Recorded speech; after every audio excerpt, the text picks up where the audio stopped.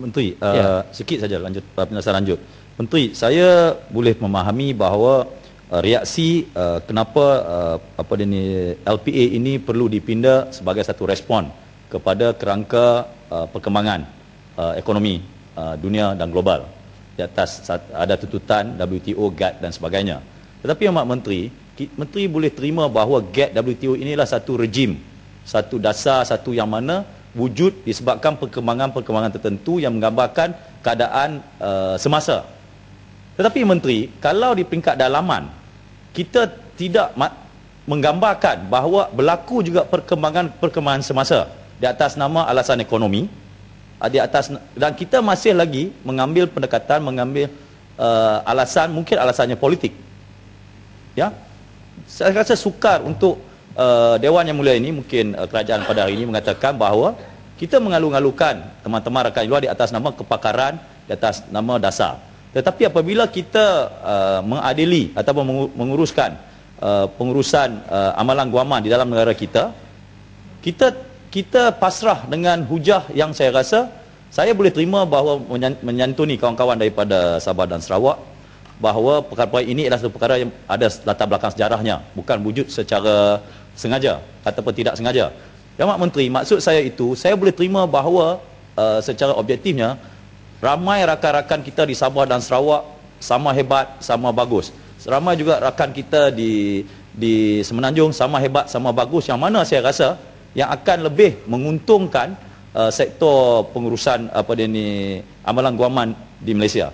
Dan saya rasa perkara ini kalau kerajaan hari telah berganjak dengan gairah respon kepada rejim WTO dan GATT, tetapi tidak punya satu komitmen untuk menunjukkan bahawa ada perkembangan juga di dalam peringkat dalaman di atas nama ekonomi maupun di atas nama politik, saya rasa kita masih lagi berada di belakang.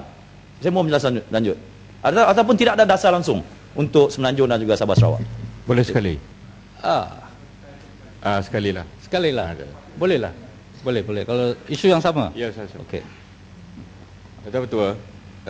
Saya rasa apa yang dibangkitkan oleh Yang Berhormat Balik Pulau tadi adalah isu yang penting. Dan jawapan menteri ini standard lah. Orang kata biasa, tak ada yang boleh lihat ingin menganjak paradigm itu.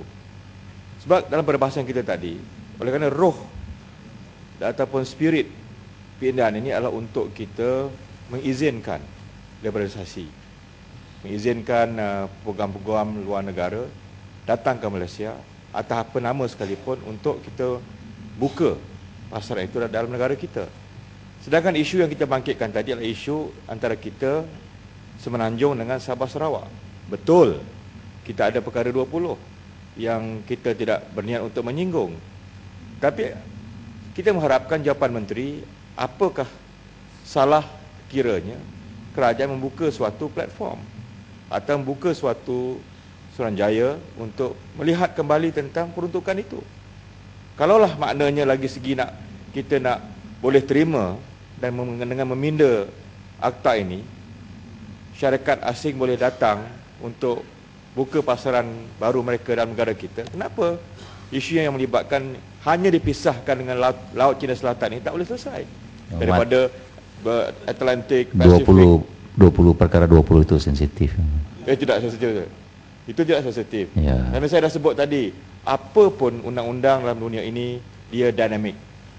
Dia tidak statik. Dia dinamik, dia boleh berubah.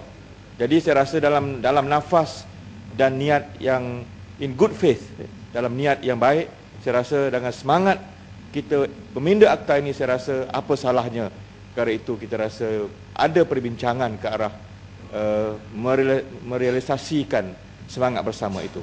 Terima kasih. Menteri, sikit Menteri. Saya faham. Bagi dia. Sikit. Tumpak sikit ya. Saya memahami sensitif pasal 20 itu. Tapi Menteri, saya mengatakan kalau apabila kita mengundang rakan-rakan daripada luar untuk ke Malaysia, kita teramat kreatif atas nama joint venture, atas nama alliance, atas nama kolaborasi dan sebagainya. Sebenarnya kita respon dan juga mempertahankan hak kita. Saya rasa mungkin di antara pengamal undang-undang Semenanjung dan Sabah Sarawak ini dalam menghormati pasal 20 itu, kerana saya rasa ketika projek Bakun dibuat peguamnya daripada Semenanjung mewakili TMB dan sebagainya, tetapi isu hartanahnya memerlukan peguam-peguam di Sarawak. Ketika itu saya rasa ada diskusi di atas satu guaman untuk merger dan sebagainya, tetapi atas sebab fasa 20 tersebut. Tetapi saya rasa Menteri, kalau kekreatifan Muhammad Menteri kerajaan hari ini mencadangkan joint venture, kolaborasi dan sebagainya, saya rasa kita perlu juga bagi satu window, satu bukaan di dalam akta ini agar ianya boleh berlaku. Pada pandangan saya, yang ingin saya cadangkan ialah the collaboration of the core competent, iaitu yang akan memberi satu tenaga baru kepada pengamal undang-undang yang mana kita dapat the best daripada Sabah Sarawak dan the best daripada Semenanjung untuk menguntungkan apa-apa saja agenda ekonomi di Malaysia. Terima kasih Datuk Pantau Ketua. panjang. Saya poin sama pantau seperti panjang. yang Arif balik pulau tadi. Konsep utama dalam penghujahan keseluruhan pindahan ini ialah liberalisasi. Jadi oleh sebab itu, kenapa liberalisasi itu dengan antarabangsa sebelum domestik liberalisasi dilaksanakan? Keduanya, ekoran daripada itu, ekoran daripada itu, pengertian kita nampaknya dalam seluruh pindahan ini, walaupun disebut Malaysia, kita hanya membuka liberalisasi antarabangsa ini pada Semenanjung Malaysia saja. Ini bererti bahawa jurang selepas seorang undang-undang ini menjadi undang-undang antara Semenanjung dengan Sabah menjadi lebih luas. Kerana kita sekarang ni pun Sabah Sarawak tak nak buka kepada peguam Malaysia, Semenanjung. Semenanjung sekarang ni buka kepada seluruh dunia. Jadi lagi luas dan jauh dan lagi terpisahlah Sabah Sarawak dengan Semenanjung Malaysia. Ekoran daripada perubahan yang kita nak pindah pada rang undang-undang ini. Jadi apa pandangan? Terima kasih. Ini saya mohon sikit masa.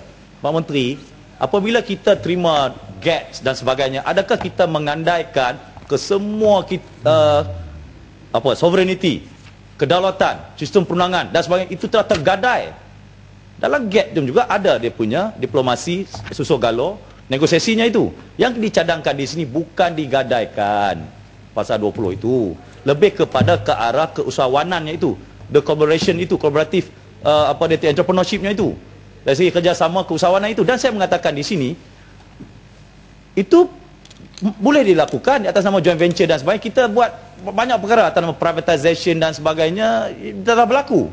Ada Felda di sana, itu dah atas kreatif tanpa menyentuh perkara-perkara sensitif. Yang kita katakan di sini, apakah mungkin di peringkat dalaman, adakah yang menjurus ke arah itu ataupun ianya masih lagi berada di tahap yang lama kerana tuntutan-tuntutan semasa lebih mengandaikan kolaborasi di antara amalan guaman di Semenanjung dan Sabah Sarawak lebih banyak menguntungkan daripada kita mempertahankan keadaan status quo. Tetapi itu bukan bermaksud kita mesti menggadai fasa 20. Itu yang saya masukkan dan yang telah disalah ertikan oleh kawan saya di Kota Belud.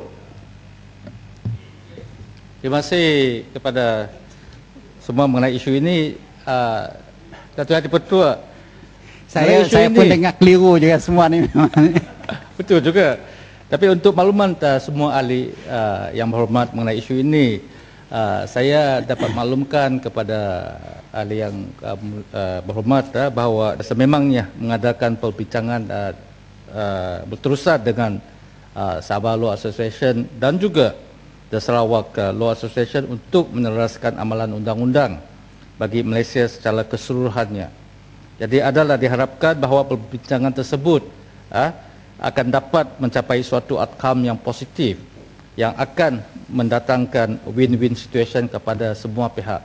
Tapi saya ingin walau bagaimanapun Tuan Di-Pertua ingin menegas di sini bahawa kedua-dua persatuan ini sememangnya tegas dan juga memegang teguh dengan pendirian mereka bahawa mereka pada masa kini belum lagi bersedia untuk membuka pintu kepada luar untuk mengadakan pokoknya Yang Hormat, terpulanglah kepada Advocate Association Sarawak dan Sabah untuk menggerakkan permulaan itu. Kerajaan saya ingat tidak terlibat dengan soalan sama ada kita nak disatukan, apa saja perundangan di sini dipanjangkan, hanya terletak di bahu persatuan Bar Council juga dipanggil sana kan? Ya. Di Sarawak dan Sabah. Sabah Advocate Association Saya Sarawak. tahu secara peribadi Yang Hormat, kerajaan tak ada di negeri Sarawak objection kepada itu. Terpulang kepada Advocate Association Sarawak buat keputusan. Kerajaan akan mengikut sama. Terima kasih. Terima kasih atas maklumat daripada Ketua Yang Ketua. Jadi berkaitan dengan isu sama ada rang undang-undang ini akan membukakan suatu floodgate kesan daripada kemasukan peguam asing dan juga apakah faedahnya rang undang ini kepada peguam tempatan. Untuk makluman ahli yang berhormat, rang undang-undang ini adalah bertujuan untuk menarik peguam asing yang mempunyai kepakaran yang khusus yang tidak terdapat di kalangan peguam tempatan. Jadi kerajaan telah berbincang dengan Majlis Peguam berkenaan kepentingan peguam tempatan dan juga sama ada mereka akan terjejas kesan daripada rang undang-undang ini.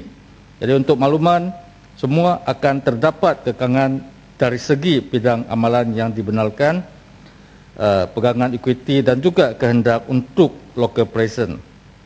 Jadi syarat-syarat khusus dalam pelaksanaan rang undang-undang ini akan seperti saya katakan diperincikan lagi melalui kaedah-kaedah dan juga peraturan-peraturan yang akan dibuat oleh Majlis Peguam selepas rang undang-undang ini diluluskan.